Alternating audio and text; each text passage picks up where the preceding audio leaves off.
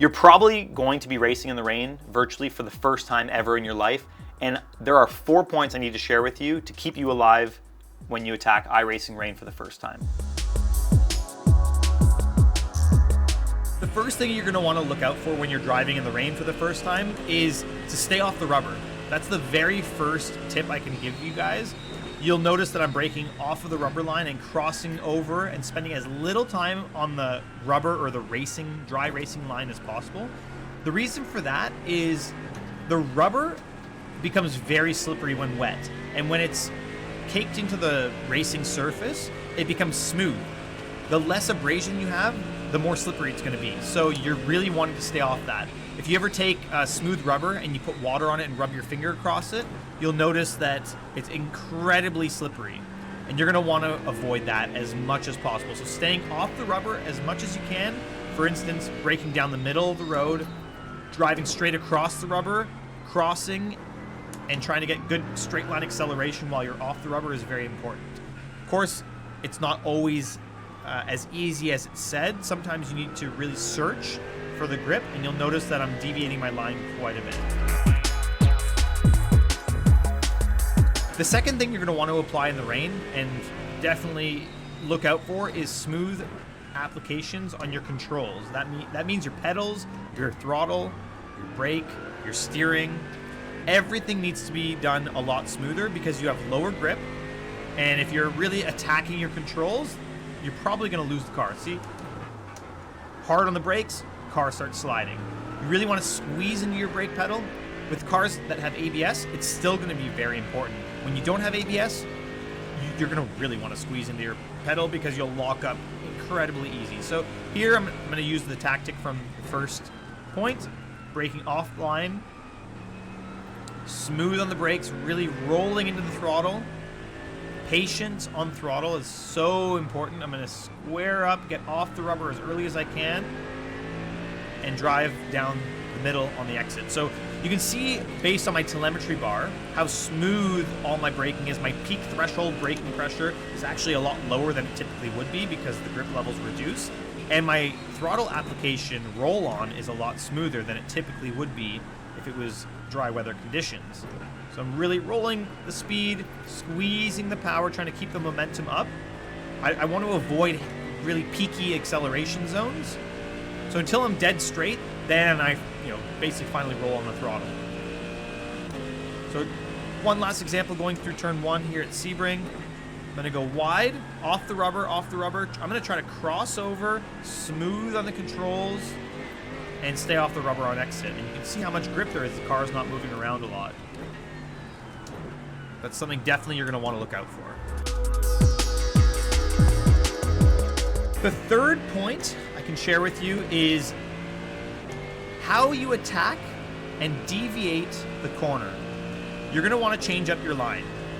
So braking down the middle of the road, like I mentioned before, off the rubber, stopping the car in the center of the corner, squaring it up, meaning getting a nice straight line acceleration off the corner, and then being able to accelerate with as little steering input as possible off the corner. That's going to give you the best chance of carrying the maximum amount of speed on the entry and exit of your corner. And when it comes to rain driving, you're not looking to carry a lot of speed through the middle.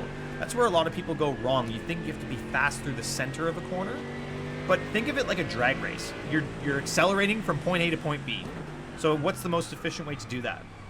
When you have a slippery surface, you're trying to get off that rubber as quick as you can, get the car pointed where you want to go, and accelerate to that point. So that's really something that's key when it comes to rain driving, is you have to deviate your line and change the way you attack the corner if you're going to want to be successful in the rain. So we can start to pile up all these points now, and you can see how it's all coming together. And we're really piecing the whole puzzle together, staying off the rubber, getting the car squared up and pointed to my destination where I want to go. Of course, victory lane. And we're one corner away from it right now. But in the middle of the road, trying to stay off that rubber line, so I'm one lane away from the rubber, squeezing the pedal. I know right about here it's going to get slippery. Patience, roll the speed through, wait for it, try to get the thing pointed, I'm going to cross the rubber here. It'll be slippery, but now I can point and shoot off the corner and get a really clean acceleration down towards the finish line. The final point is really going to apply to racing and being around other cars, and that's patience. Patience is going to be really important when it comes to rain driving. It can be frustrating if you're behind somebody, but also just by yourself, trying to get off the corner, carry as much speed as possible. You might get frustrated, but having patience is the key to going quick in the rain. Patience and precision, really, they go hand in hand. But when I talk about patience, it's taking your time, waiting for other people to make mistakes. I know the visibility is going to be pretty poor, and that's very realistic. Just like the real car, when you're behind somebody, it's hard to see. But the racing line in the rain changes so much. It's very dynamic. The weather changes, the track changes. Every single lap, you're going to experience something a little bit different. Having patience will pay off in the long run. Maybe in the moment you might get frustrated, but just keep the pressure on, keep the car on the road, and I can promise you that if you're just patient and not sending it into T1, if you actually genuinely go into a session and you're there for the safety rating, make sure you type into the chat, just here for SR. You can even write that down in the comments. Let me know if you're here for SR or if you're just here for a good time, not a long time. Yeah, I mean, you're gonna be thanking me. Patience is the name of the game. If I can sum rain driving up into one word, it's that. So really just enjoy it all. This is such an incredibly immersive experience. It's so much fun. I'm just having a blast with this, and I actually think this is going to be a really cool training tool when it comes to my real-life driving. I hope these 4 simple points help you guys get through iRacing Rain in the beginning. If you'd like to see a more in-depth guide of how you would drive in the rain, a more advanced guide, like we've done in our other videos with braking and car control balance, let me know down in the comments. I can definitely expand on this topic. Racing in the rain is one of the most fun things for me to do. I love it personally, and it's no different in iRacing. It's a lot of fun for me. So, like I said, let me know if you want to know more about how to drive in the rain, and you can share your experience with me as well, how you're enjoying driving the rain.